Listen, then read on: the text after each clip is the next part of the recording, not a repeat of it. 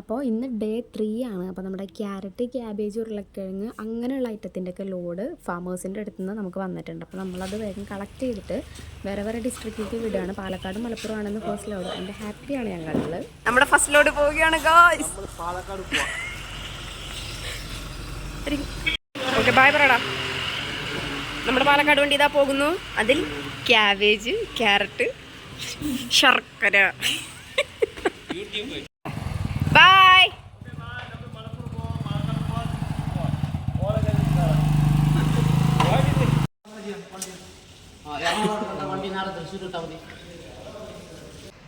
நம்மளோட ஹேண்ட் எல்லா டிபிசிக்கு போவோம், எல்லாரும் வீட்டுக்கு போவோம்.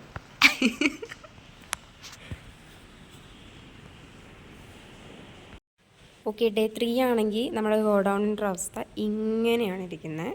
ഇനി നമുക്ക് പിന്നെ കാണാം.